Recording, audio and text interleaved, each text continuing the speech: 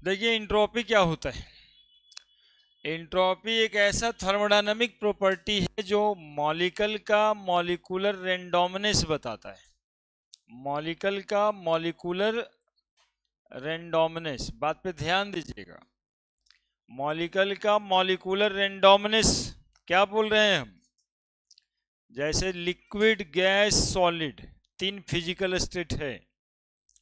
Liquid solid के comparison में ज्यादा रेंडम है या नहीं?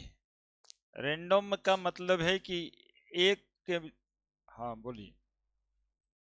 हाँ, इंटरमॉलिक्यूलर स्पेस तो घूमता है, पार्टिकल एक दूसरे से इंडिपेंडेंट होकर के घूमता है।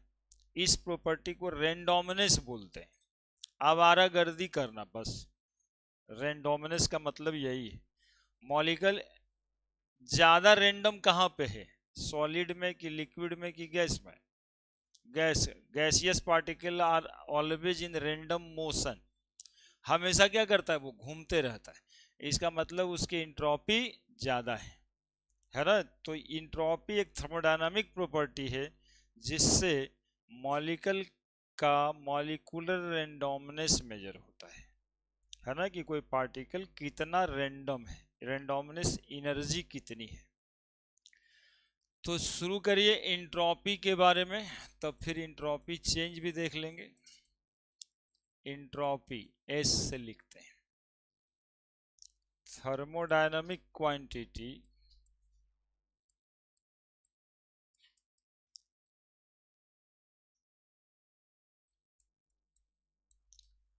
which measure degree of randomness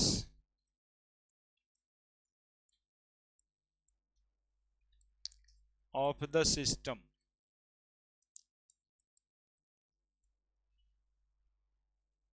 called as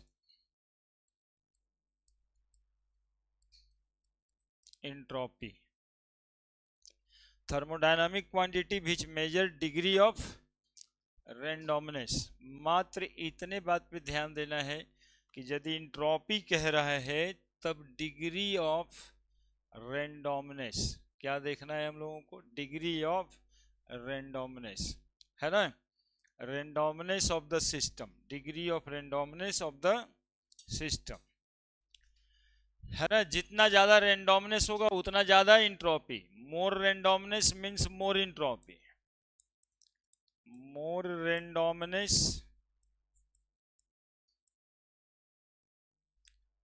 more randomness means more entropy. बस इतना सा बात समझना है।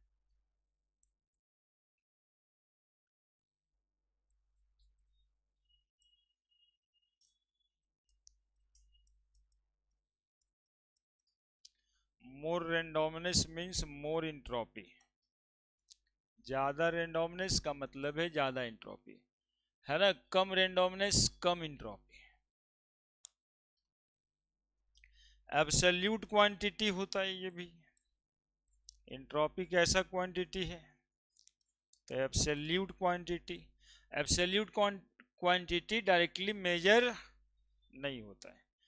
Can't measure directly, can't measure directly, can't measure directly. however however their change are measure, however their change are measurable। ये बिल्कुल वैसे ही जैसे आप पटना आए पढ़ने के लिए या है ही है यहाँ पे, तो रेंडोमनेस शुरुआत में कम रहता है। सीधा घर से चलते कोचिंग आते, पढ़ाई करते हैं। इंट्रोपी कम है बोल सकते हैं थर्मोडायनामिक भाषा से। धीरे धीरे करके कोचिंग आने के बजाय दोस्त के डेरा पे चले जाइएगा। ऐसे आप लोग तो नहीं जाते, कुछ लोग ऐसे भी करते हैं।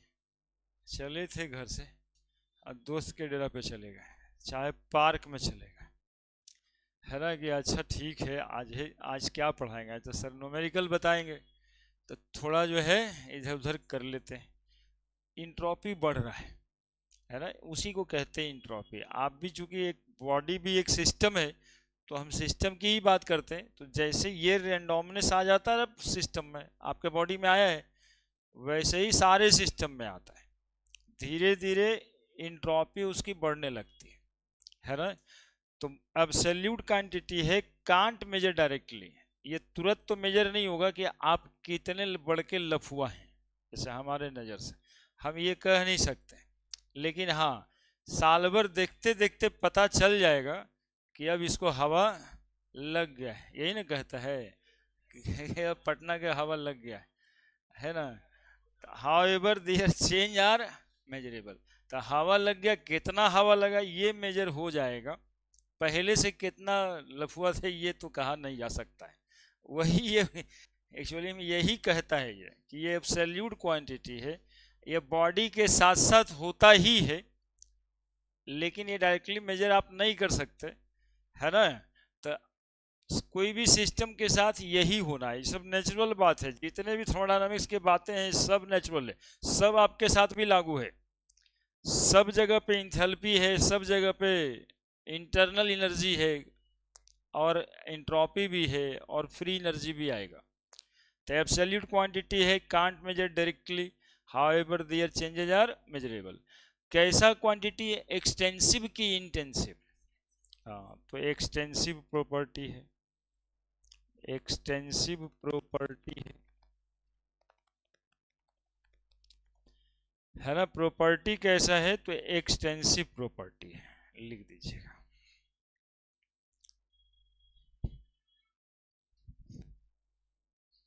अब पढ़ेंगे हम लोग इंट्रोपी चेंज, क्योंकि ये तो मेजर होता नहीं है, मेजर होता है इंट्रोपी चेंज। तो इंट्रोपी चेंज मेजर करेंगे, उसके लिए फॉर्मूला वगैरह होगा। स्टेट फंक्शन की पाथ फंक्शन, स्टेट फंक्शन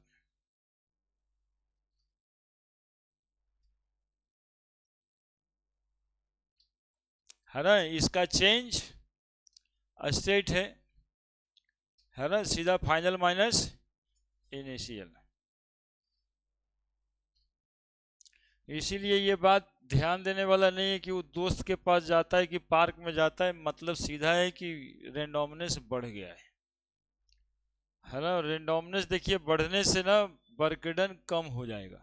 अगला जो टॉपिक है फ्री एनर्जी, रेंडोमनेस हमेशा बढ़ता है तो फ्री एनर्जी यानी यूजफुल बर्कडन घट जाता है, और आपका यूजफुल बर्कडन यही पढ़ाई है।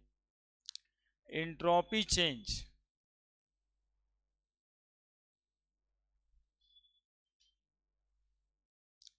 Delta S entropy change, delta S. देखिए ये कैसे मेजर होगा, एंट्रोपी चेंज कैसे मेजर होगा, इसका क्या डिफिनीशन होगा। तो कहते हैं अमाउंट ऑफ एनर्जी या enthalpy change per unit temperature. Change in temperature नहीं, किसी खास टेम्परेचर पे जितना हीट एनर्जी ट्रांसफर कर सकता है एक सिस्टम, उसी को इंट्रोपी कहते हैं। जितना टेम्परेचर पे, टेम्परेचर नहीं बदलना है और हीट एनर्जी का करना है, ठीक है। तो इसको डिफाइन किया जाता है कि amount of enthalpy change, amount of enthalpy change, enthalpy change कहने का मतलब है एनर्जी चेंज, सीधा energy change at constant temperature, temperature बिना घटे बढ़े, at constant temperature of the system known as entropy change।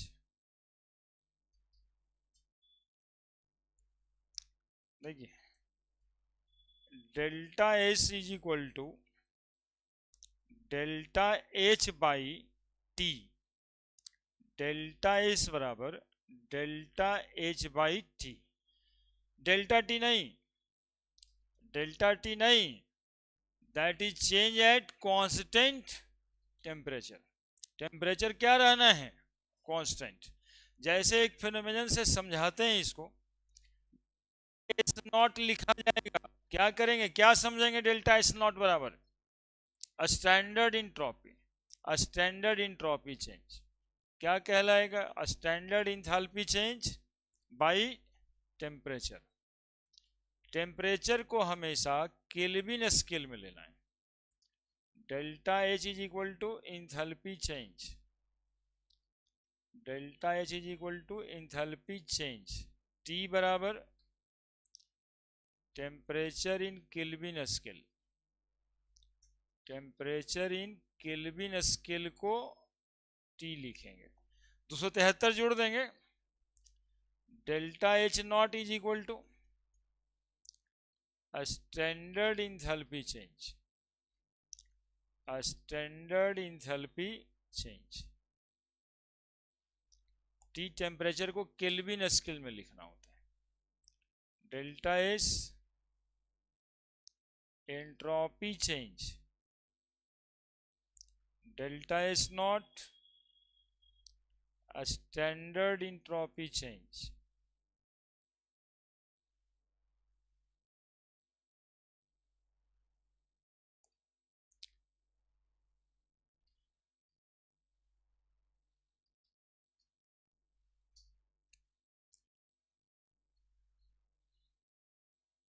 यानी कितना इंथैल्पी चेंज होता है किसी खास टेम्परेचर पे, इस बात को क्या बोलेंगे हम? कितना इंथैल्पी चेंज होता है किसी खास टेम्परेचर पे, इस बात को क्या बोलेंगे हम? Entropy change. डेल्टा एच बराबर डेल्टा एच बाई टी। अब डेल्टा एच को चूंकि डिफाइन किए हैं पहले से कि amount of energy change at constant pressure, तो पूरा डिफिनीशन में ये भी लिखा जा सकता है कि amount of energy change at constant pressure per unit constant temperature है ना। चूंकि कांस्टेंट टेम्परेचर है, इसका मतलब आइसोथर्मल प्रोसेस हुआ, यानी एंट्रोपी चेंज हमेशा आइसोथर्मल प्रोसेस में होता है।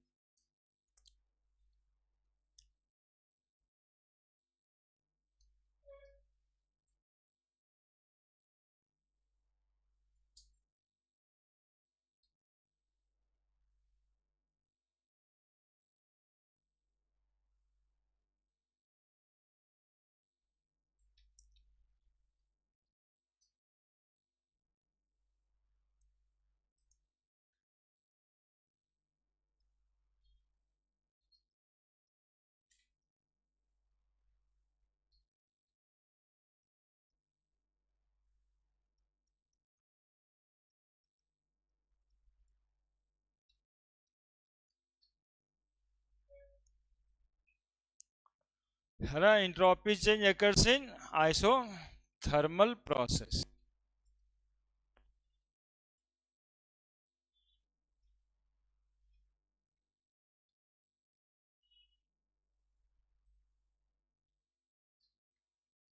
अब थोड़े से बात को इसमें और समझ में लाना है। बढ़े बढ़े देखो तो जरा, according to first law, according to first law क्या पढ़े थे? डेल्टा यू बराबर क्यू प्लस डब्ल्यू, या डेल्टा यू बराबर क्यू ही डेल्टा एच के बराबर आया था, H plus W. Isothermal process में कुछ बताए थे, याद है क्या? क्या बताए थे आइसोथर्मल प्रोसेस में? डेल्टा टी तो जीरो होता ही है, साथ में और क्या जीरो होता है? डेल्टा यू भी जीरो होता है, यानी जीरो बराबर डेल्टा एच प्लस डब्ल्यू। क्या? तो डेल्टा एच बराबर क्या लिखेंगे? माइनस आइसोथर्मल प्रोसेस में डेल्टा एच किसके बराबर हो जाता है? बर्कडन के बराबर हो जाता है, यानी कि डेल्टा एच बराबर माइनस माइनस पी डेल्टा भी, यानी डेल्टा एच बराबर आइसोथर्मल प्रोसेस में किसके बराबर हो जाएगा? पी डेल्टा भी के बराबर हो जाएगा। तो अभी जो हम डेल्टा एस लिख रहे हैं, जो डेल्टा एच बाई टी है, ये क्या पी डेल्टा भी बाई टी नहीं हो सकता क्या? क्या हो सकता है? P V by work done by T, है ना, that is equal to work done by delta, delta T नहीं, work done by T. Work done temperature से भागा दे देंगे तो इंट्रोपी निकल जाता है। वर्क डन को ही टेम्परेचर से भागा दे देंगे तो इंट्रोपी निकल जाता है।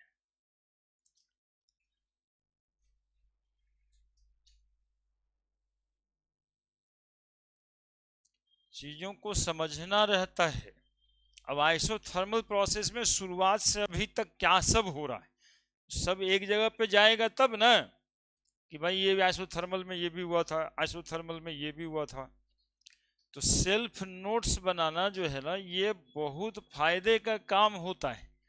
और ये सब चैप्टर में जब तक आप अपना शॉर्ट नोट्स नहीं बनाए, तब तक वो तो छितरा हुआ लिखा हुआ है पेज पेज, कितना एक एक करके फॉर्मूला ढूंढते रहेंगे, है ना। अब पढ़ना सिर्फ यही है, स्कूली डिफिनीशन बस यही है कि enthalpy change per unit temperature called as entropy change. लेकिन कंपटीशन सिर्फ वहां तक रहेगा ऐसा नहीं है, वो वर्क डन दे करके भी आपको एंट्रोपी पूछेगा, प्रेशर और वॉल्यूम चेंज दे करके भी एंट्रोपी पूछा जाएगा, है ना। प्रेशर और वॉल्यूम चेंज दे करके आप लोग वर्क डन निकाल चुके हैं, तो उसी वर्क डन को टेम्परेचर से भागा दे देना है तो एंट्रोपी निकल जाएगा।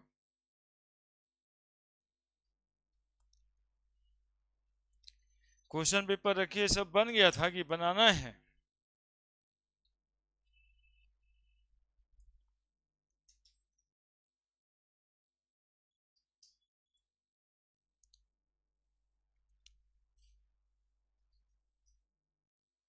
पढ़ना कॉन्सेप्चुअली ही होता है, और नहीं तो नहीं, बात बराबर है।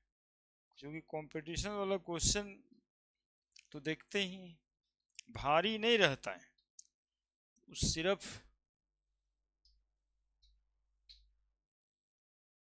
यूनिट क्या लिखेंगे, अभी तक न लिखे।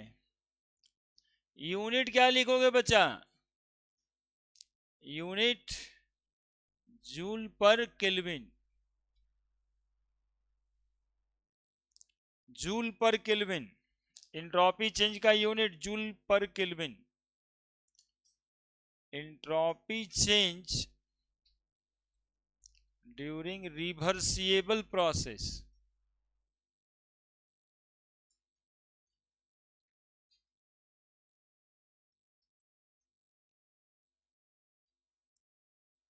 Entropy change during reversible process. देखो रिवर्सिबल प्रोसेस में work done by temperature T, work done reversible वाला एग्जांपल याद, फॉर्मूला पता है क्या था? वर्क डन रिवर्सिबल का formula, work done reversible, minus तो साफ हो चुका है, अब फिर माइनस लगा दोगे तब गड़बड़ होना हो जाएगा। ये माइनस तो आया ही था, तो माइनस तो साफ हो गया ना, इसलिए डेल्टा एच बराबर सीधा पी डेल्टा भी हो चुका है ना, माइनस माइनस पी डेल्टा भी हो गया। तो वर्क डन बराबर एन आर टी, एन, वो वाला पूरा फॉर्मूला बताओ ना जी, 2.303 N R T log V two by क्या कर देंगे, टेम्परेचर टी। अब देखो कुछ हो रहा होगा यहाँ पे, टी टी कट गया होगा, यानी रिवर्सिबल इंट्रोपी आइसोथर्मल प्रोसेस में कितना के बराबर हो जाएगा? 2.303, बोलो, एन आर, है ना, एन एक मोल होगा तो खाली आर भी हो जाएगा, N R log V two by V one. अब बताओ, पूरा बात हो गया। इरिवर्सिबल प्रोसेस का देख ही लिया, रिवर्सिबल प्रोसेस में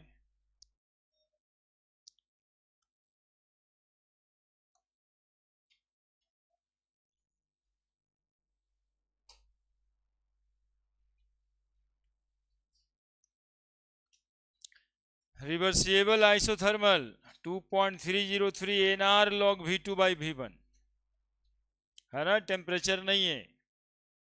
ये फॉर्मूला मात्र केमिस्ट्री ओलंपियाड के एग्जामिनेशन में भी आ जाता है ना। ओलंपियाड एक तो भारी भरकम एग्जामिनेशन होता है हर सब्जेक्ट का, +2 लेवल पे भी।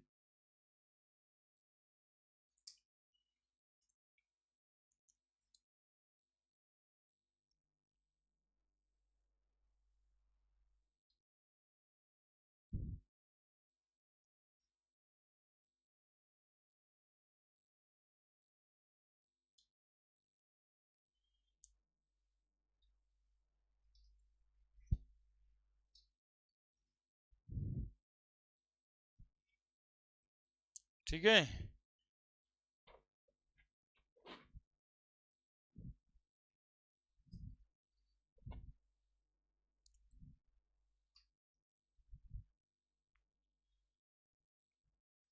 एंट्रोपी निकल जाएगा इस फॉर्मूले से 2.303 NR log V2/V1। N एक में लोगा तो खाली R लिखा जाएगा, है ना। ऐसे नहीं कि लगे तुमको कुछ छूट रहा है। फॉर्मूला तो पहले से याद था हम लोगों को, 2.303 NRT log V2/V1। साइन का टेंशन ले लेना कि सर बगड़न बराबर पता नहीं माइनस का नहीं लिखे, उधर से भी नहीं लिखे, और जिस भी टर्म में जाते हैं साइन उसका चलता है। अब यहाँ पर इंट्रोपी का अपना साइन कन्वेंशन होगा तो उसके हिसाब से प्लस माइनस लगाएंगे, है ना। तो मैग्नीट्यूड से ही मतलब है ना सिर्फ। अब इंट्रोपी डिक्रीज करेगा तो नेगेटिव लिया जाता है, इंट्रोपी इंक्रीज करेगा तो पॉजिटिव लिया जाता है। तो उसके हिसाब से साइन कन्वेंशन फिर यहाँ पे आ जाएगा, इसलिए खाली बर्गडन का मैग्नीट्यूड।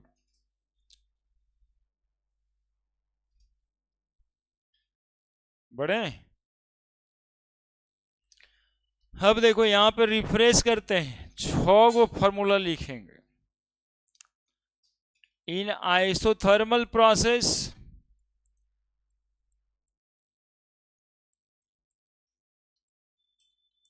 अभी जो लिखे वही बताना। डेल्टा एस बराबर 2.303 NR V2/, और कोई फॉर्मूला होगा इस पर। डेल्टा एस बराबर 2.303 NR log P1/। देखो 3 क्वांटिटी गैसियस सिस्टम में होता है, एक टेम्परेचर होता है, एक प्रेशर होता है, एक वॉल्यूम होता है। तो यहाँ पे टेम्परेचर कांस्टेंट है तो आप वॉल्यूम चेंज करके इंट्रोपी निकाल सकते हो, आप प्रेशर चेंज करके इंट्रोपी निकाल सकते हो। लेकिन यही बात यदि आइसो कोरिक प्रोसेस में किया जाए तो वॉल्यूम सेम करना पड़ेगा। तो आइसोकोरिक प्रोसेस में इंट्रोपी कैसे निकलेगा, तो बस एसी से निकलेगा 2.303 N, वॉल्यूम कांस्टेंट है तो सीबी लेना, है ना। आर के जगह पे सीपी, सीपी माइनस सीवी बराबर आर जानते हो तुम लोग, तो एन सीबी कर लेना लॉग। अब वॉल्यूम तो सेम ही है तो प्रेशर का रिलेशन तो P1/P2 ही होगा, और डेल्टा एस बराबर 2.303 NCV log T1/T2। प्रेशर और टेम्परेचर डायरेक्टली प्रोपोर्शनल है एक दूसरे का। सिमिलरली सबसे पहले माइंड में एडजस्ट कर लेना है इन आइसोबैरिक प्रोसेस। अब आइसोबैरिक प्रोसेस में प्रेशर कांस्टेंट होगा, तो यहां पे डेल्टा एस निकालने के लिए हम लोग फॉर्मूला लगाते हैं 2.303 NCP कर लेंगे log T1/T2 कर लेंगे, T1/T2 कर लेंगे, और डेल्टा एस बराबर वॉल्यूम चेंज से भी निकाल सकते हैं NCP log V2/V1 कर लेंगे। तो ये 6 फॉर्मूला 3 तरह के प्रोसेस में निकलेगा।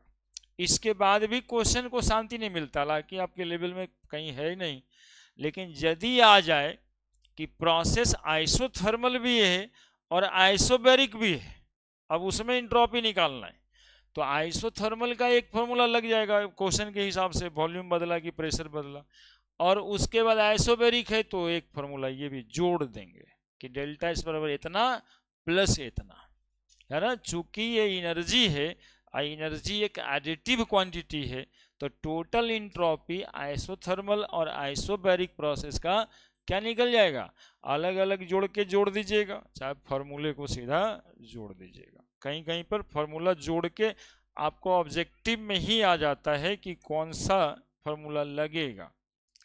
प्रोसेस ऐसा है। तो थोड़ा क्वेश्चन बनाने से भी होता है।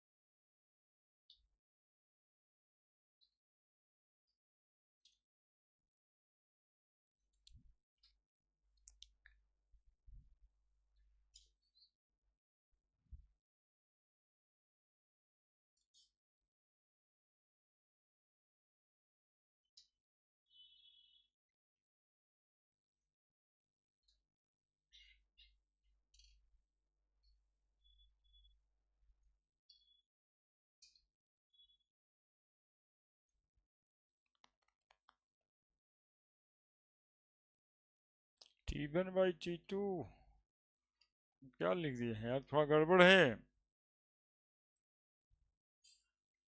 अरे T2/T1 गड़बड़ हो गया है सब जगह पे जहाँ T1/T2 लिखल है।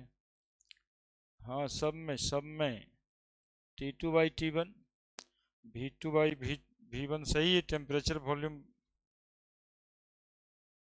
इसको देख के गड़बड़ हो गया। होता तो V2/V1 ही है ना, चेंज कर लीजिएगा, गलती है वो।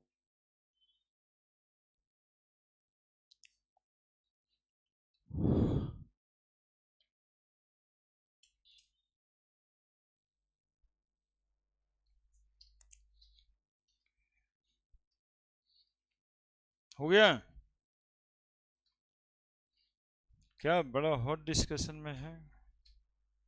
वहाँ देखिए कितना बड़का गलती दिखता नहीं है आप लोगों को, T2/T1 की जगह T1/T2 लिखा है।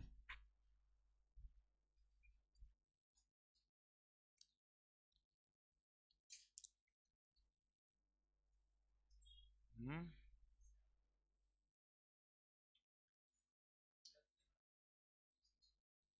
क्या कह रहे हैं तिवारी जी।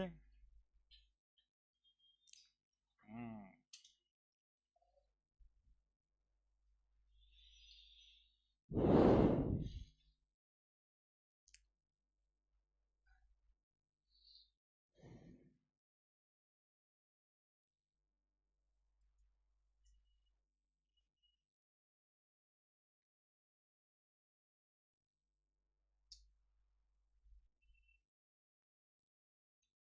ठीक है, तो इंट्रोपी चेंज कैसे निकलेगा ये बता दिए।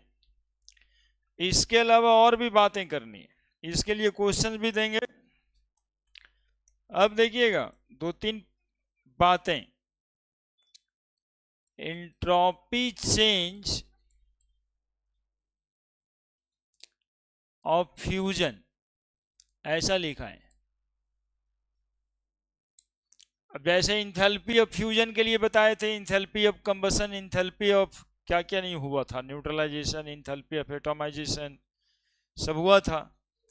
वैसे ही जितना वहां हुआ था ना, उतना यहां भी इंट्रोपी चेंज होगा।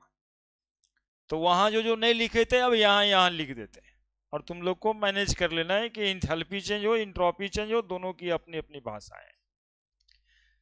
तो इंथैल्पी चेंज ऑफ फ्यूजन चाहे मतलब कि इंट्रोपी चेंज एक ही होगा। वहां पे अमाउंट ऑफ एनर्जी चेंज होता था, यहाँ पे अमाउंट ऑफ रेंडोमनेस चेंज होगा, है ना। देखिए फ्यूजन में क्या करते हैं, कैसा प्रोसेस होता है फ्यूजन का, तो बोलेंगे सर इसमें सॉलिड ना लिक्विड में कन्वर्ट होता है, सॉलिड लिक्विड में कन्वर्ट होता है, आइस वाटर में कन्वर्ट होता है, आइस वाटर में कन्वर्ट होता है।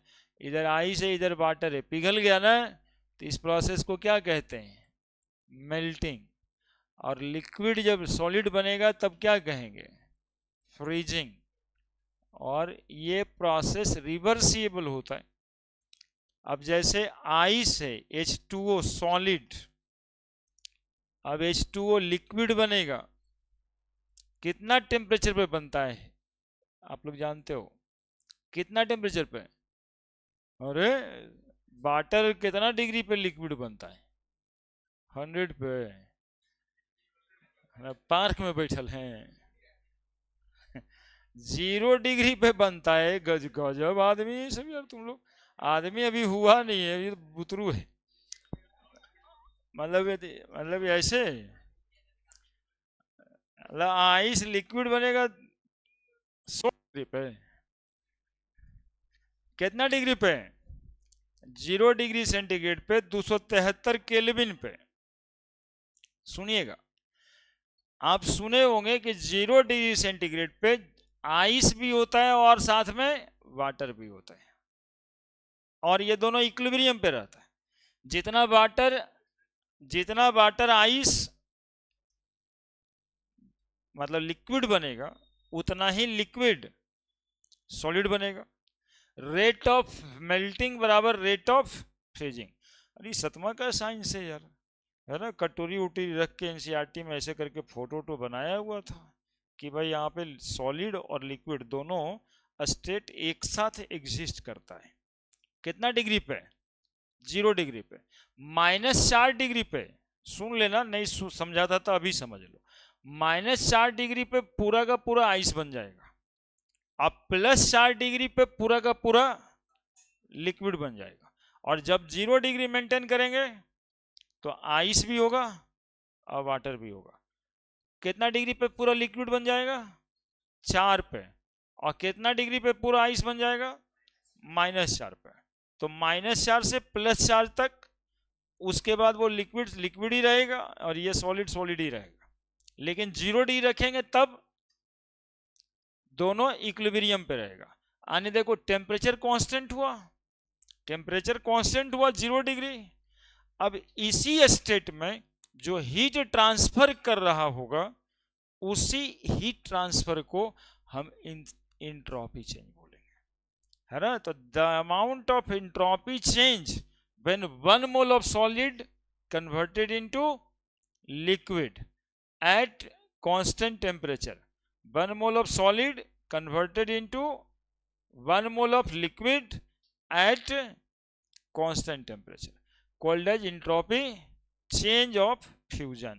हाँ बोलो, हाँ वही लेटेंट हीट ही हुआ, है ना, छुपा हुआ। लेटेंट मतलब छुपा हुआ, तो वही छुपे हुए एनर्जी की बात कर रहे हैं, है ना। आपका रेंडोमनेस छुपा हुआ ही था ना, कि आप कितने टैलेंटेड हैं उस मामले में, ये तो छुपा हुआ है।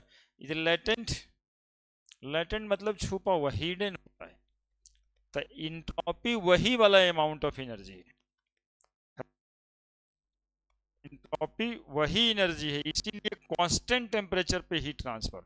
टेम्परेचर नहीं बदलना चाहिए लेकिन हीट का एक्सचेंज हो, तो उसको ही एंट्रोपी कहते हैं, है ना। The amount of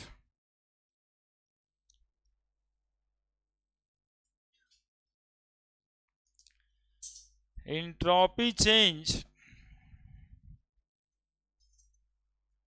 when 1 mole of solid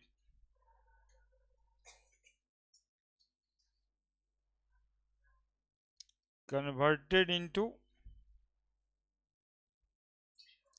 1 mole of liquid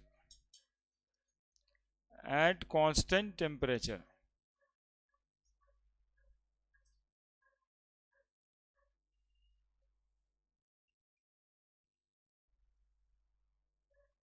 Known as entropy of fusion, called as entropy of fusion, called as entropy of fusion.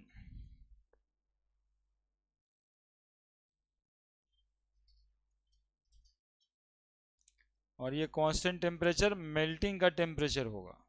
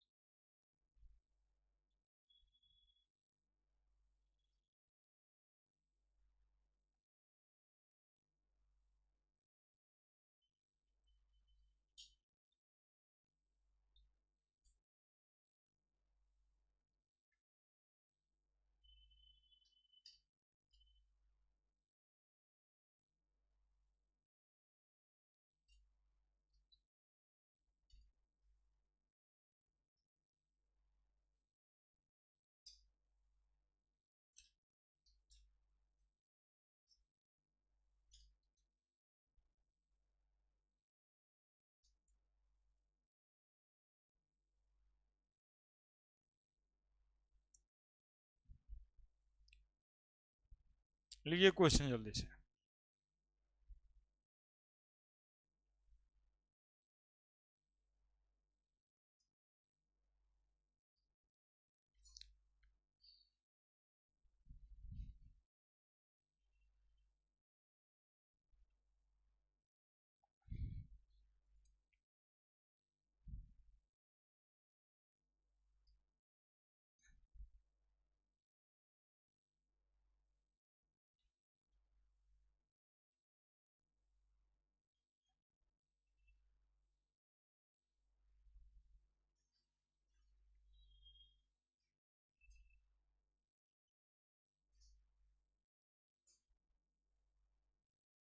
निकालिए अभिषेक, आप ही से बताइए हमको कि calculate the entropy change when 1 mole ice converted to water at 0 degree centigrade. The amount of enthalpy change दिया हुआ है, बहुत आसान क्वेश्चन है इस कॉन्सेप्ट का।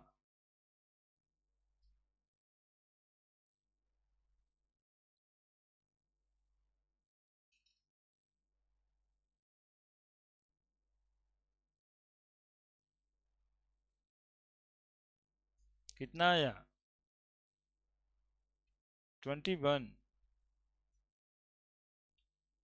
अरे राम, जीरो लगा दे, केल्विन में लगाना रहता है। टेम्परेचर को केल्विन स्केल में रखना होता है, डिग्री सेंटीग्रेड में नहीं। उस पर ध्यान रखना है। वो तो लिखेगा 0 डिग्री सेंटीग्रेड पे, तो चाहेगा कि गलती करे।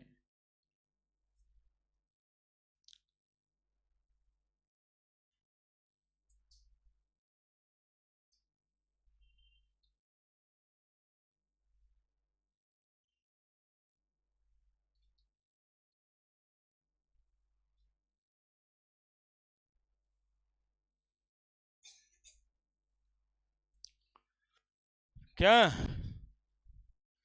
क्या अभिषेक, अभी तक तुम बताया नहीं यार, बताओ क्या कर रहा है तिवारी तुम?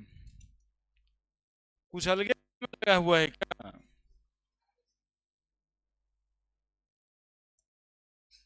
वही तो जी, इतना देरी कौन बात का जी? इंथाल्पी बाई टेम्परेचर टी, यही तो फॉर्मूला पढ़े। तो इंथैल्पी बराबर तो दिया है ना, इंथैल्पी चेंज हो रहा है 6 किलो जूल, तो 6000 जूल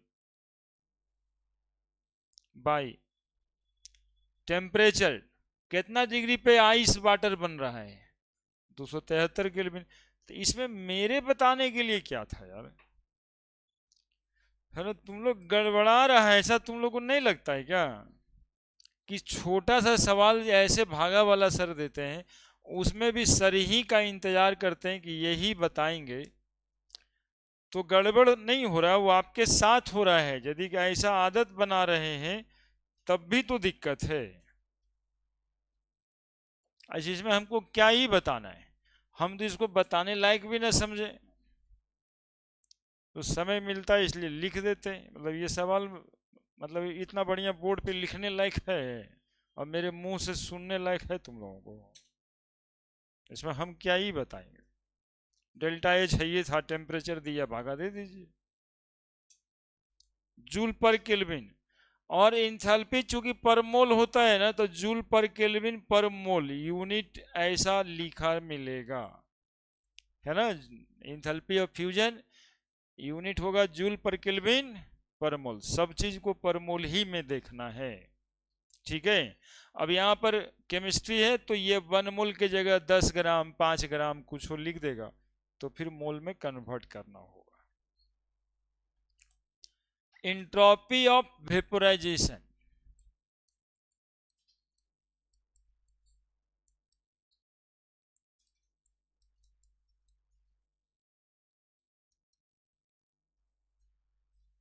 डेल्टा एस वेपोराइजेशन क्या होता है इसमें?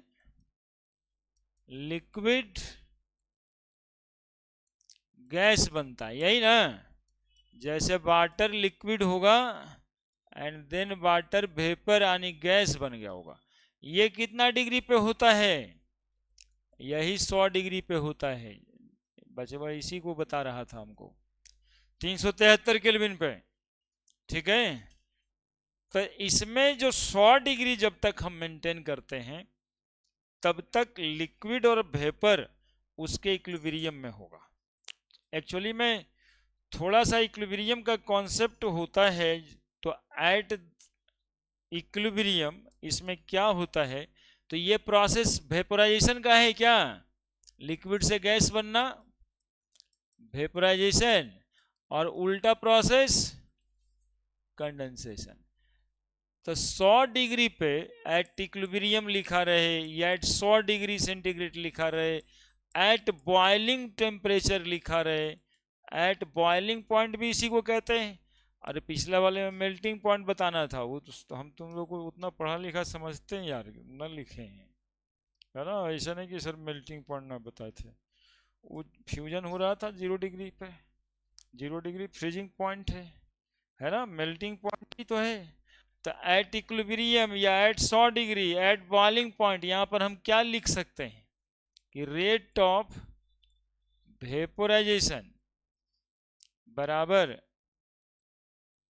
रेट ऑफ, बोलिए ना जी, कंडेंसेशन। ये सब देखो लिखते हैं आप लोग को कम आंकते हुए हम, कि क्या पता, पता है कि, है ना, ये सब तो पता रहना चाहिए, है ना। चूंकि खाली एका दुका पढ़ करके थोड़े ना पहुंचे यहाँ तक, बीच में 10 क्लास पढ़े भी तो हैं।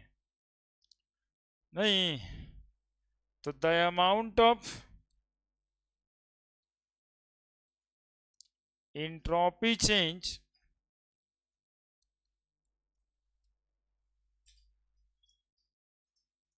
when 1 mole of liquid present in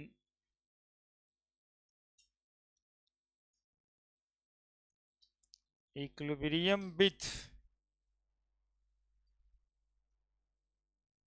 1 mole of vapor at their boiling point, पूरी बात, at their boiling point आणि constant temperature known as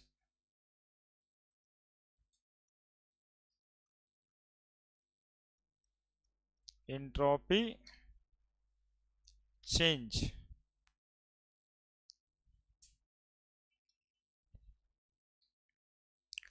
of vaporization.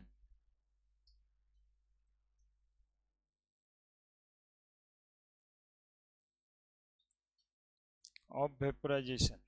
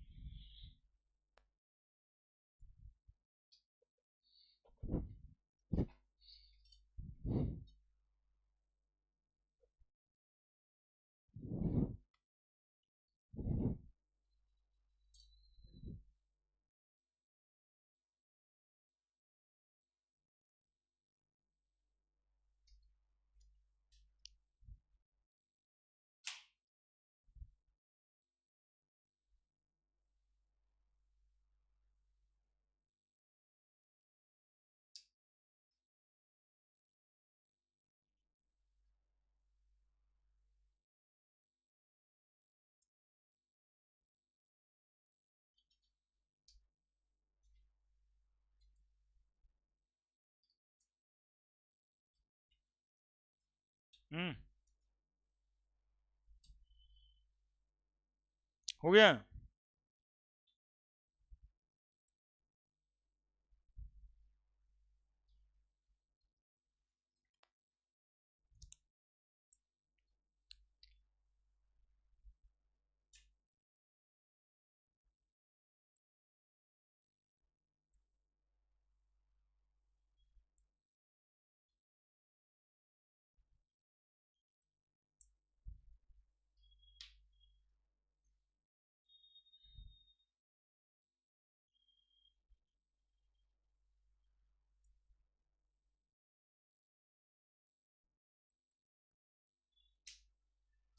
Enthalpy change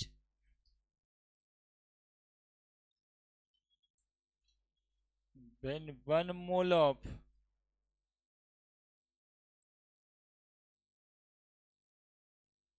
liquid converted to gas at 373 kelvin is,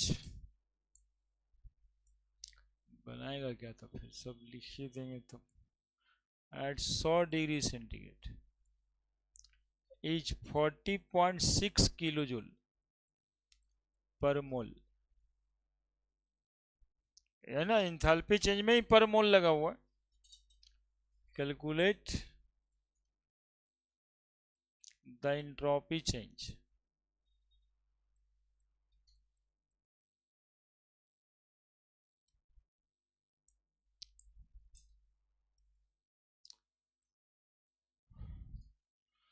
और इस question का जवाब हमको प्रीति बताएगी. हाँ, इसको प्रीति बोलता रहे, उससे आज तक हम कुछ पूछे ही नहीं, क्या ही बताए.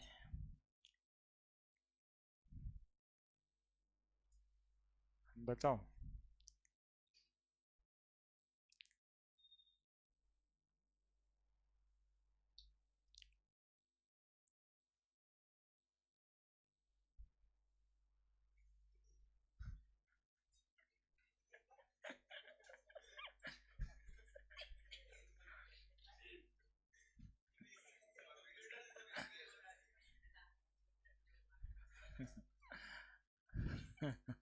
बता दिया ना भाई, कितना आया? 108.14। बस भागा दे देना है, दे दो यार, दे दो भागा दे दो। इंट्रॉपी का इन लोग को क्वेश्चन पेपर भी दे ही देना चाहिए, ठीक ही है। और भी सवाल है, अभी वो डब्लू एन आर वाला सवाल दिए कहाँ हैं? ये तो अभी वैसे ही बता रहे हैं, ये एग्जाम्पल्स आपको हम समझाने के लिए बता रहे हैं कि कैसे कांस्टेंट टेम्परेचर पे हीट का ट्रांसफर होता रहता है। कांस्टेंट टेम्परेचर पे हीट का ट्रांसफर होता रहता है।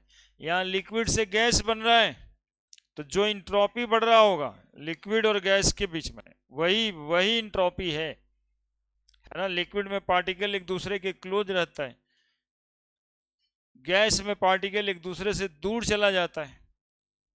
तो जो रेंडोमनेस बढ़ा, उसी को एंट्रोपी चेंज बोल रहे हैं। बताओ, delta S is equal to 40,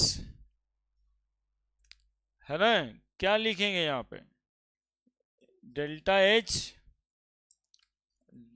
H by T. Delta H हो गया 40.6 गुना 1000 किलो जूल में है, इसलिए बाई टेम्परेचर तो 100 डिग्री मतलब 373 केल्विन। कितना आ रहा है? 100 108.84 जूल पर केल्विन पर मोल। जूल पर मोल पहले से है, अब यहाँ केल्विन आ गया।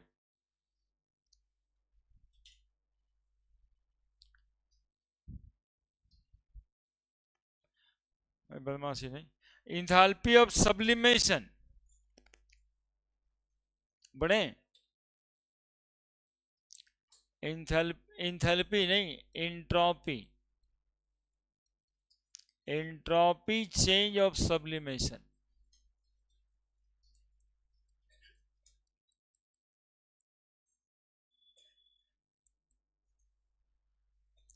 Solid directly converted to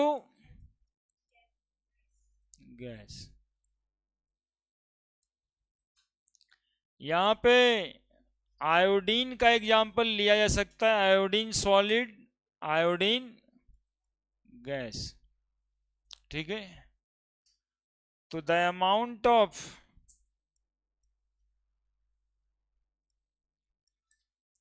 entropy change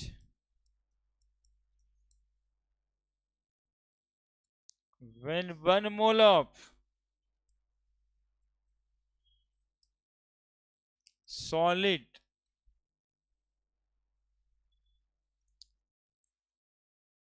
converted into 1 mole of gas at the temperature of sublimation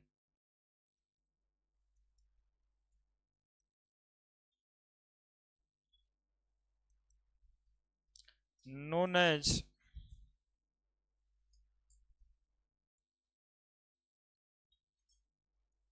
entropy of sublimation,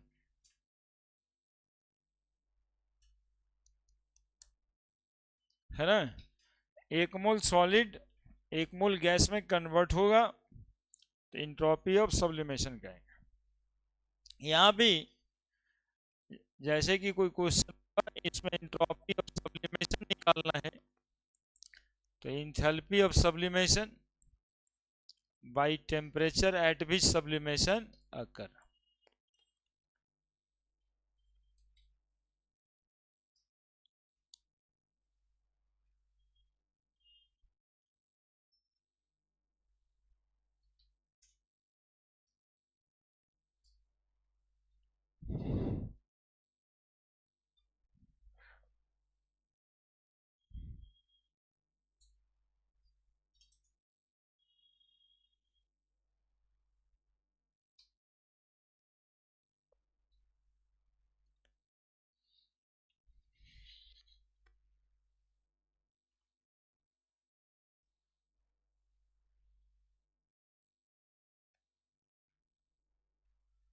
ठीक है।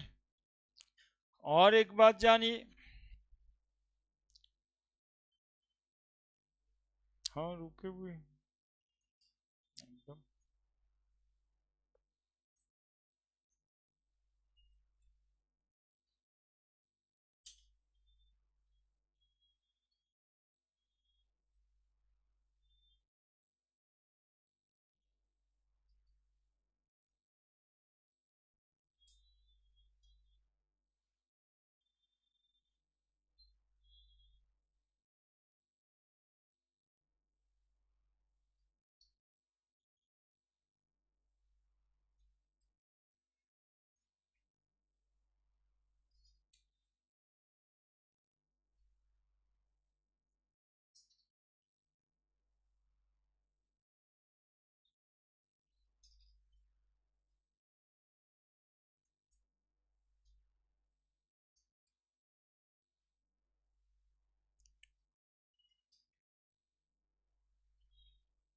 लिख दिए।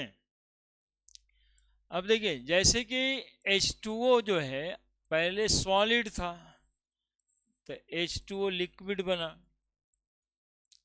अब H2O लिक्विड से H2O गैस बना। तो यहां पर जो अमाउंट ऑफ एनर्जी में बदलाव हुआ था उसको इंथैल्पी ऑफ फ्यूजन कहते हैं। यहां पे जो अमाउंट ऑफ एनर्जी में बदलाव हुआ उसको amount of enthalpy of vaporisation कहे। ठीक है। सिमिलरली यहां पे जो इंट्रॉपी चेंज हुआ उसको क्या बोले, इंट्रॉपी ऑफ फ्यूजन। और यहां पर जो चेंज हुआ इंट्रॉपी ऑफ वेपोराइजेशन। तो यदि इंथैल्पी ऑफ सब्लिमेशन पूछा जाए तो enthalpy of fusion plus enthalpy of vaporisation बोल सकते हैं कि नहीं बोल सकते? किस लॉ के हिसाब से बोल सकते हैं? हाँ, हेस लॉ के हिसाब से हम ये बातें कर सकते हैं, है ना। ये बातें हम अकॉर्डिंग टू हेस लॉ कर सकते हैं, है ना। दो स्टेप में प्रोसेस हुआ है तो हेस साहब कहते हैं कि प्रोसेस डायरेक्टली एक स्टेप में हो या मल्टीपल स्टेप में हो, total amount of energy change remain constant. तो उसी तरह से इंथैल्पी ऑफ सब्लिमेशन यदि लिखा जाए that also equal to enthalpy of fusion plus enthalpy of vaporization, that is equal to enthalpy of sublimation। ये लिख दीजिए। और ये सब कैसा प्रोसेस का एग्जाम्पल है जी? आइसोथर्मल प्रोसेस है ना। इस प्रोसेस को होने में टेम्परेचर की बदलाव नहीं होगा। यदि टेम्परेचर बदल दीजिएगा तो इक्विलिब्रियम बदल जाएगा, है ना। फिर रेट दोनों तरफ का बराबर नहीं होगा। वहां पे हीट देने से स्टेट चेंज होता है, टेम्परेचर चेंज नहीं होता है ना। 0 डिग्री सेंटीग्रेड पे आ गया, अब आप इसको टेम्परेचर दे रहे हो, हीट तो आप कर ही रहे हो, लेकिन टेम्परेचर में बदलाव नहीं होता, वो 0 डिग्री पे रहेगा। केवल इंट्रॉपी टूटता रहेगा, जो फोर्स ऑफ अट्रैक्शन है पार्टिकल्स के बीच वो टूटता रहेगा। इसी वजह से वो लिक्विड वेपर बनता चला जाता है।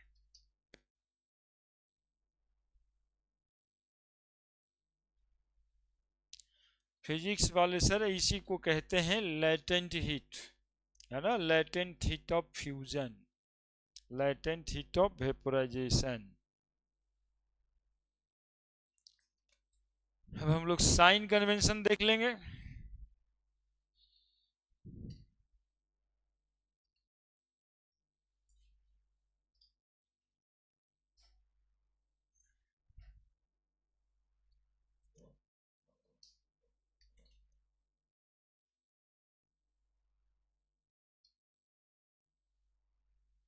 एंट्रोपी ऑफ यूनिवर्स, तो जल्दी जल्दी लिखिए, तो उधर का 10 मिनट तो ले ही लेंगे।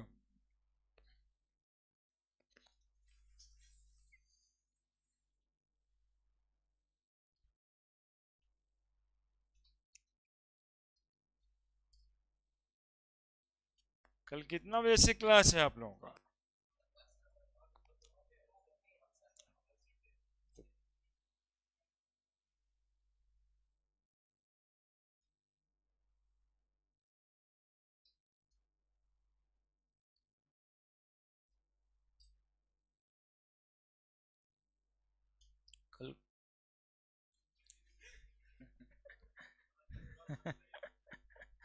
टेस्ट कब दीजिएगा जी? क्वेश्चन कब बनाइएगा? बताइए। अच्छा, आप लोग सरकारी काम में लगल हैं तो बाबूजी का काम सरकारी है नहीं। हमारे लिए तो सरकार बाबूजी हैं, अब बाबूजी का काम तो सरकारी है। हम कौन नीतीश कुमार को जानते हैं? हमारे लिए तो नीतीश कुमार बाबूजी दादाजी है ना। ऐसे सोचना है अभिषेक का।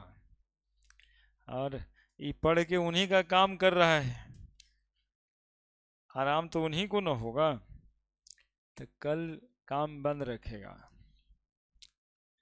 ये बोलना चाहते हैं।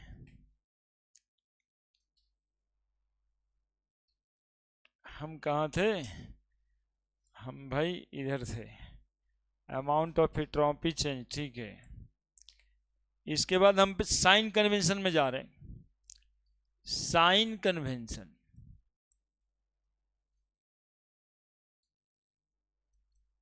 देखिए एंट्रोपी चेंज डेल्टा एस लिया जाता बाबू positive.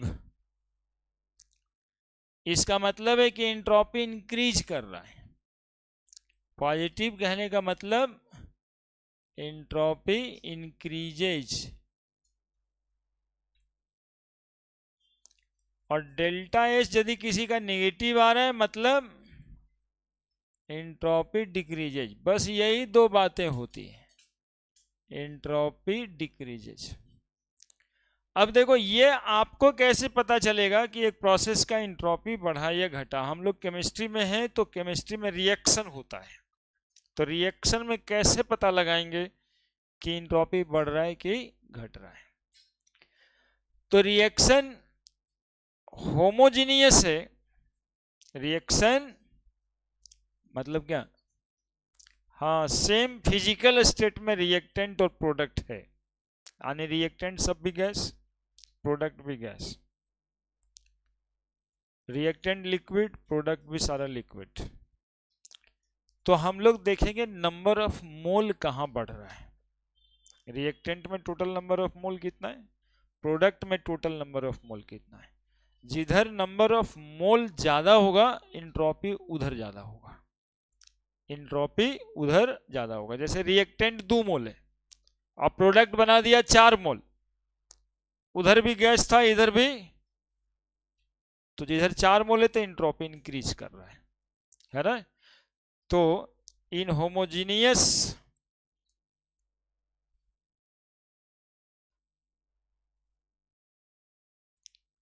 Chemical reaction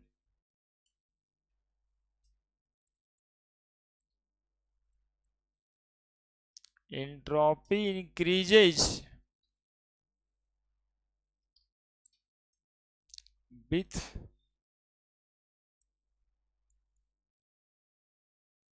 increase in number of mole।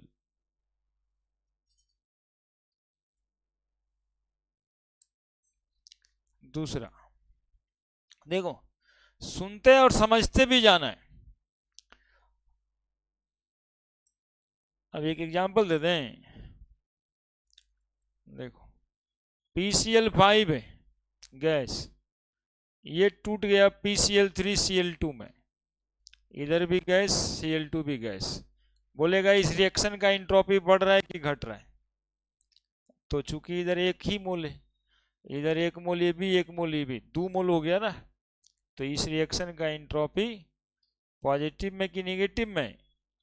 Positive में। इस रिएक्शन का एंट्रोपी पॉजिटिव में। हम लोग क्या देखते हैं, रिएक्टेंट से प्रोडक्ट बना तब क्या हुआ, तो 1 मोल था तो वो क्या हो गया 2 मोल।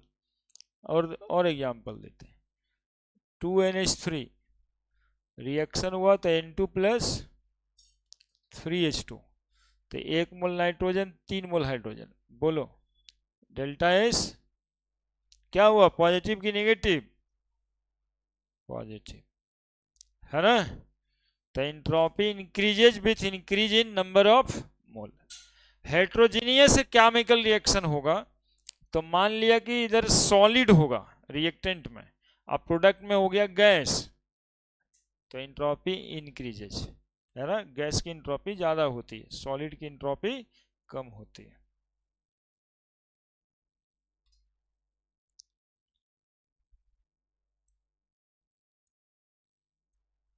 इन heterogeneous equilibrium, heterogeneous chemical reaction,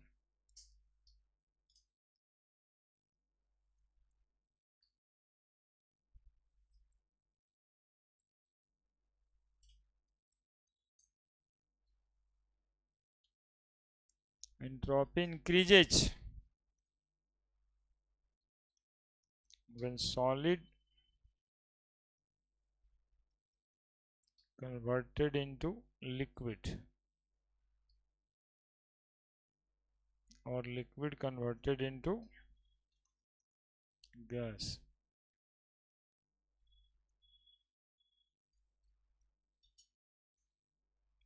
है ना। तो एक केमिकल रिएक्शन में हम यही सब देख के पता कर लेंगे कि एंट्रोपी बढ़ रहा है कि घट रहा है।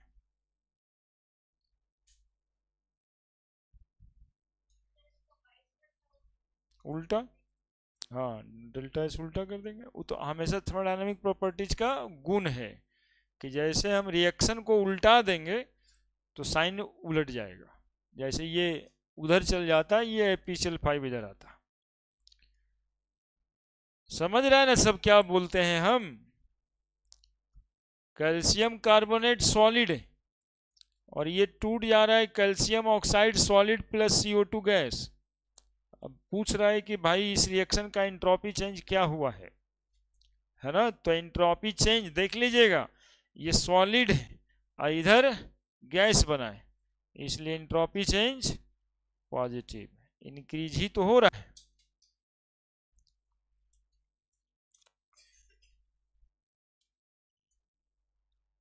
तो होमोजेनियस इक्विलिब्रियम में क्या देखना है कि नंबर ऑफ मोल किधर बढ़ रहा है, उधर ही एंट्रोपी बढ़ेगा। हेट्रोजेनियस इक्विलिब्रियम में क्या बोल रहा है कि जिधर सॉलिड से गैस हो रहा है तो एंट्रोपी बढ़ रहा है, या फिर सॉलिड से लिक्विड हो रहा है एंट्रोपी बढ़ रहा है, लिक्विड से गैस हो रहा है तो एंट्रोपी बढ़ रहा है। जबकि इसका उल्टा बोलेंगे तो एंट्रोपी घट रहा है।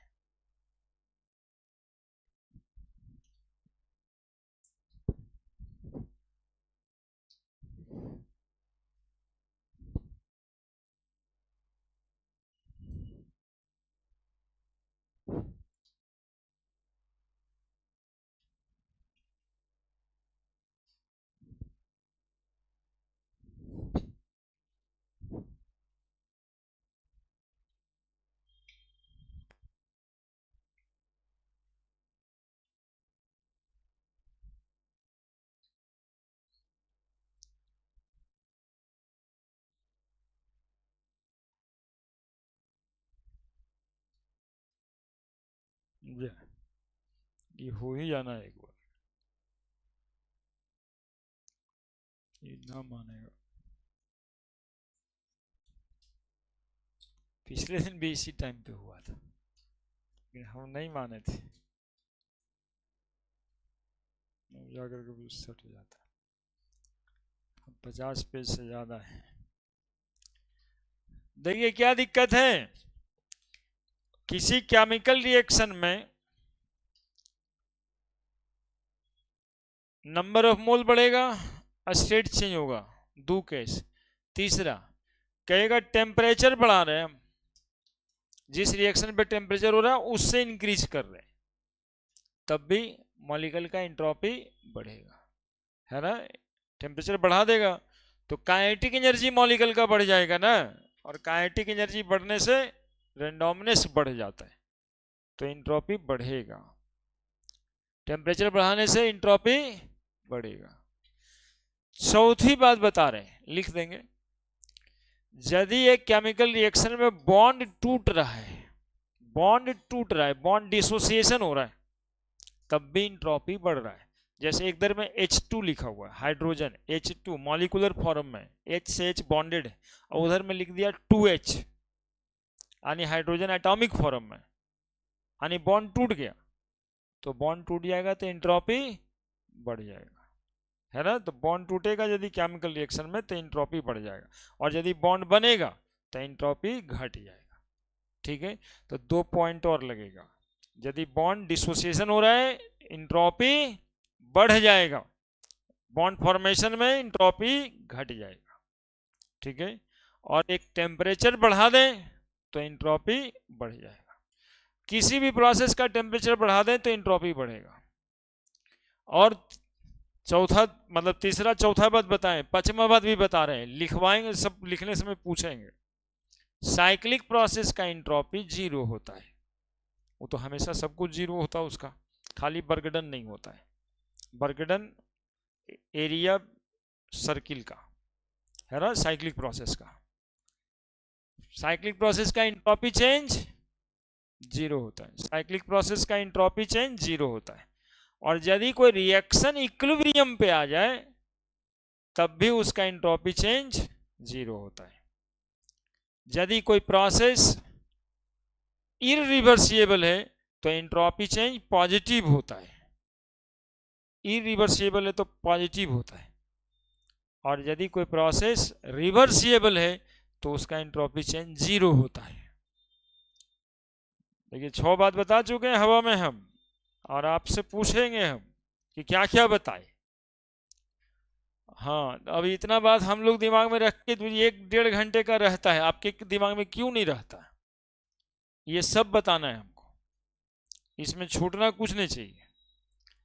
छूटेगा तो आपका एक क्वेश्चन छूटेगा। इतना सब सारा सम अप एक जगह पे हम करते हैं ताकि आपके एग्जामिनेशन के लिए आसानी हो। क्वेश्चन कोई भी बनाए आपको लगे ठीक है सर बता किए, और नहीं तो इसी को खोजते आपका समय बीत जाता है। तो हम समय आसान करते ना आपके लिए, आप खाली पढ़िए। क्या क्या बताए? पहला, हाँ, if temperature of the system increase, system या process increase, the entropy change, entropy change increases, entropy change increases, delta S positive. अगला पॉइंट क्या बताए थे? क्या बताए थे? साइक्लिक वाला से पहले भी एगो कोई बताए थे। हाँ, bond dissociation. If in the chemical reaction, if in the chemical reaction bond dissociation occur, bond dissociation occur, then entropy या डेल्टा एस पॉजिटिव लिख देते हैं, और यहां पर देखो रिएक्शन लिख देते हैं, H2 बन गया 2H, इसका एंट्रोपी क्या होगा? पॉजिटिव होगा। Next, entropy change of cyclic process. अरे ये बहुत बेसिक बात है भाई, एंट्रोपी चेंज साइक्लिक प्रोसेस में जीरो होता है ना। ये क्या बताए थे कि क्या लेके आए हो क्या लेके जाओगे, तो जहां से आए थे वहीं पे जाना है, बाकी तो हो गया जीरो। साइक्लिक उसी को कहते हैं। तो डेल्टा एस जीरो है ना। लोग कहता नहीं है कि अभी देख रहे हैं बड़ी उड़ रहा है, धरातल पे आ जाएगा, हो गया, यही बतवा है। साइक्लिक प्रोसेस है ना, एक समय आएगा तो उड़ रहा है, बाद में फिर सब ठीक हो जाएगा, इंट्रॉपी हो जाएगा zero, delta S zero. Entropy change cyclic process का जीरो। इंट्रॉपी चेंज और क्या बताए थे? At equilibrium, entropy change at equilibrium क्या लेना है? Zero. Entropy change for reversible process,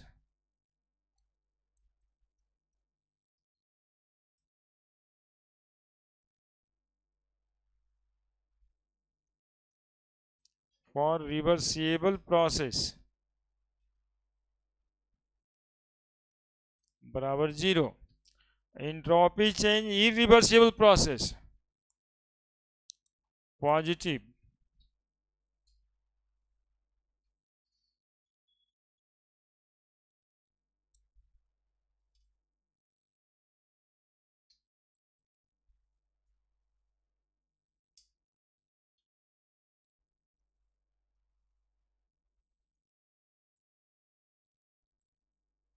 इसको प्रूव भी करना रहता है। स्कूल लेवल में ये एग्जामिनेशन में ये सवाल आता है कि entropy change for irreversible process is greater than 0 यानी पॉजिटिव। क्यों? डेल्टा एस बराबर पॉजिटिव, यानी जितना भी इरिवर्सिबल प्रोसेस है, नेचुरल प्रोसेस है, यूनिवर्स का एंट्रोपी पॉजिटिव होगा। Entropy of universe is positive, यही यही बात है। एंट्रोपी चेंज ऑफ यूनिवर्स, इसी में बाबा सब कहते हैं। बाबा बाबा को पहचानता है जी तुम लोग? हाँ, नेशनल बाबा, इंटरनेशनल बाबा कहते हैं एंट्रोपी दुनिया का हमेशा बढ़ रहा है, रेंडोमनेस बढ़ता जा रहा है। ये रेंडोमनेस बढ़ता क्यों जा रहा है? इसी को साइंटिस्ट कहते हैं ग्लोबल वार्मिंग हो रहा है। ये एंट्रोपी बढ़ रहा है जो हम बोल रहे हैं, है ना। यूनिवर्स की एंट्रोपी हमेशा इंक्रीज करेगी। यूनिवर्स का एंट्रोपी हर पल इंक्रीज कर रहा है, पल पल बढ़ रहा है, ये घट रहा ही नहीं। यूनिवर्स की एंट्रोपी मतलब यूनिवर्स की रेंडोमनेस। यूनिवर्स की एंट्रोपी मतलब यूनिवर्स की रेंडोमनेस हमेशा क्या हो रहा है? इंक्रीज कर रहा है। स्कूल में एग्जामिनेशन में आता है, सर पूछते हैं कैसे प्रूव कीजिए, तो इसको कैसे प्रूव कीजिएगा? इतना सब बात समझ गए? बॉन्ड डिसोसिएशन में एंट्रोपी पॉजिटिव है तो बॉन्ड फॉर्मेशन में एंट्रोपी नेगेटिव होगा।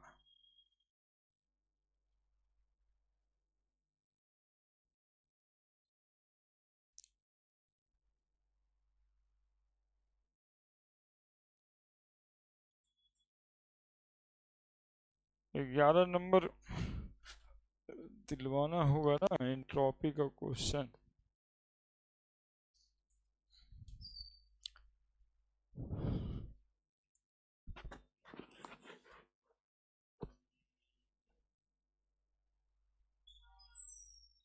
ग्यारह नंबर डीपीपी दीजिए, 11 नंबर में एंट्रोपी लिखा हुआ होगा। हाँ,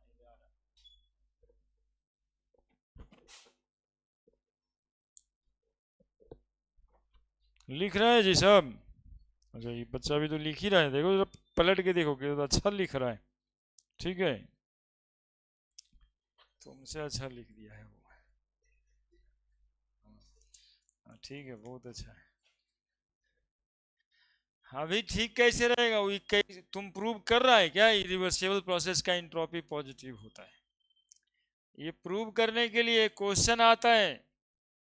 जो बच्चा स्कूल का एग्जामिनेशन देगा उसको यह पूछेगा, तो बोलेगा सर तो बताइए नहीं किए कि कैसे, और आपको भी समझ में अच्छा से तभी आएगा ना। ये बहुत इंपॉर्टेंट है। इसमें बाबा भी लगे हुए हैं, इसमें साइंटिस्ट भी लगा हुआ है। बाबा इसी बात को कहते हैं कि भाई ये दुनिया कहाँ जा रहा है, यही इसी का प्रूफ है ये। और साइंटिस्ट लोग कहते हैं कि ग्लोबल वार्मिंग होगा, दुनिया प्रलय के तरफ जा रहा है, यही यही बतवा है। एंट्रोपी यूनिवर्स का इंक्रीज करता है। देखिएगा इसको कैसे समझते हैं। हम कहते हैं कि सिस्टम और सराउंडिंग की बातें होती है इसमें। तो सिस्टम, हर एक बॉडी है यहाँ पे सिस्टम, हर एक इंजन है सिस्टम। अब गाड़ी चला रहे हैं आप, बाइक चलाते हैं, बाइक ही एग्जाम्पल ले लीजिए सिस्टम का। उससे हीट एनर्जी का ट्रांसफर होता है क्या? अरे साइलेंसर से गर्म धुआं निकलता है। ये गर्म धुआं कहाँ जाता है? सराउंडिंग में जाता है। इसको सराउंडिंग कहिएगा। सिस्टम हो गया गाड़ी आपका सराउंडिंग हो गया, बाहर जितना जगह में आप जाएंगे, आपके गाड़ी का टेम्परेचर T1 है, हाई टेम्परेचर, और सराउंडिंग का टेम्परेचर कम है, T2। आपने हीट लॉस किया है H, और वही हीट कौन गेन किया है, सराउंडिंग। इसी से प्रूव करना है कि Q ये पॉजिटिव होगा। इंट्रोपी चेंज देखना, इंट्रोपी का नहीं डीपीपी है। Entropy change of universe is positive, is entropy change of universe is positive, justify। शांति से सुनना, entropy change of universe is positive, या डेल्टा एस टोटल ऐसे लिखा रहेगा, increases, justify.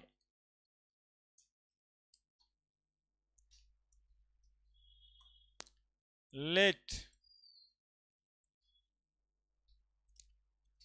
the Q1 amount of heat energy, Q1 क्या होगा, Q amount of heat energy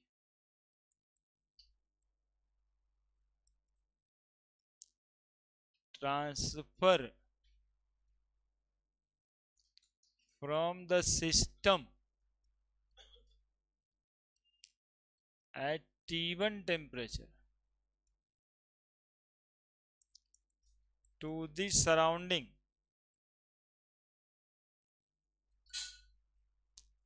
at T2 temperature। T1 is greater than T2, system का temperature ज्यादा है, नहीं है सिस्टम आपका गाड़ी ज्यादा गर्म है सराउंडिंग के कंपैरिजन में। देखिए यहां पर क्या लिखेंगे, entropy of system, entropy of system, Q amount of energy heat transfer किया है, कौन दिया है, अरे बोलो ना कौन दिया है, सिस्टम दिया है, तो दिया है तो माइनस क्यू लगेगा, तो क्या लिखोगे, minus Q by T1 temperature पे दिया है, delta S surrounding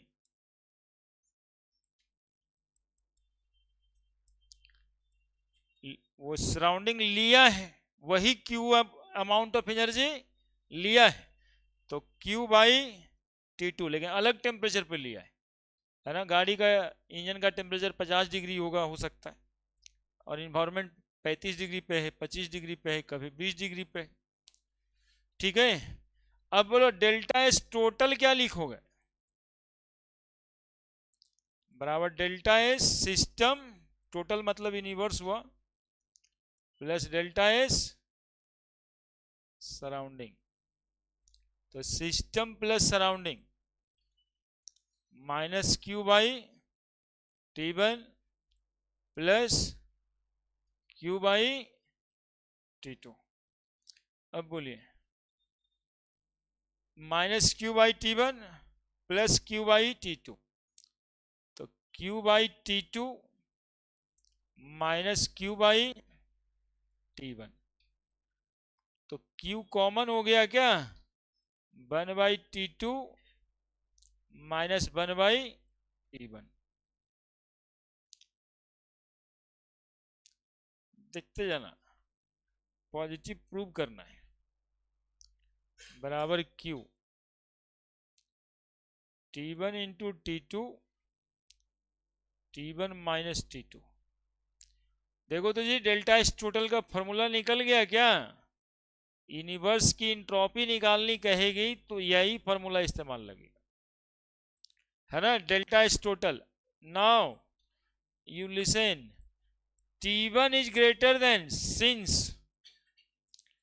T1 is greater than T2, T1 minus T2 है, जहां T1 ज्यादा है और T2 कम है, तो ये कभी नेगेटिव आ सकता है क्या, चूंकि T1 हमेशा ज्यादा होगा, हीट एनर्जी ट्रांसफर कर रहा है सिस्टम, हम लोग भी एक सिस्टम है, हम लोग भी हीट ही एनर्जी ट्रांसफर कर रहे हैं सराउंडिंग को, कार्बन डाइऑक्साइड गैस छोड़ रहे हैं, हर पल छोड़ रहे हैं। तो CO2 हमारा बॉडी टेम्परेचर 35 डिग्री है, रूम टेम्परेचर 25 डिग्री है, तो 35 डिग्री पे हमारा सिस्टम CO2 रिलीज कर रहा है सराउंडिंग को 25 डिग्री पे। क्या तो सब हो गए, हम सिस्टम Q1 एनर्जी दिए T1 टेम्परेचर पे, सराउंडिंग Q एनर्जी लिया कितना टेम्परेचर पे, T2 टेम्परेचर पे। तो टोटल इंट्रोपी चेंज होगा ये, जहाँ पे T1 हमेशा ग्रेटर देन T2 होगा, तो ये डेल्टा एस हमेशा क्या आएगा, पॉजिटिव आएगा। डेल्टा एस पॉजिटिव आएगा, डेल्टा एस यूनिवर्स का हमेशा पॉजिटिव का मतलब क्या, अरे पॉजिटिव का मतलब क्या, इंक्रीज ना। यूनिवर्स का इंट्रोपी हमेशा क्या हो रहा है, इंक्रीज हो रहा है, टोटल इंट्रोपी इंक्रीज हो रहा है, इरिवर्सिबल प्रोसेस का इंट्रोपी इंक्रीज हो रहा है। जब हम CO2 रिलीज कर दिए, गाड़ी चल गया और हीट एनर्जी ट्रांसफर कर दिया, वापस गाड़ी लेगा क्या, वही धुआं। तो कैसा प्रोसेस है ये, इरिवर्सिबल। हम जो हीट ट्रांसफर कर रहे सराउंडिंग में, ये हम वापस कभी लेंगे क्या, इरिवर्सिबल प्रोसेस की इंट्रोपी पॉजिटिव होती है, यूनिवर्स की इंट्रोपी पॉजिटिव होती है, टोटल इंट्रोपी पॉजिटिव होती है। यह सब का प्रूफ है, इतना करके बताना होगा, तब आपसे पूछने वाले लोग संतुष्ट होंगे कि हाँ इंट्रोपी यूनिवर्स का बढ़ रहा है। बाबा लोग इसी बात को कह रहे हैं कि रेंडोमनेस बढ़ रहा है, हर पल हम लोग सांस छोड़ रहे हैं, इससे संसार की रेंडोमनेस इंक्रीज हो रहा है, एकदम संसार उतावला हो रहा है। ये कब तक चलेगा, तो कोई बाबा के कहते ना और 20 साल, अब ज़्यादा नहीं, अब बहुत हो गया। इसी बात को उधर ग्लोबल वार्मिंग वाले बाबा बोलते हैं भाई तो पिघल जाएगा सारा, दहाड़ आ जाएगा, एकदम सुनामी आ जाएगा, सब आ जाएगा, ये यही कहते हैं। 26 में तो पढ़ेगा, क्या जरूरत है बातें खत्म है ना, तो बातें खत्म है, सब बराबरे हो जाएंगे, फिर तुम अकेले बचना और इस पूरे इंडिया पे राज करना, मतलब हम ही हम हैं, है ना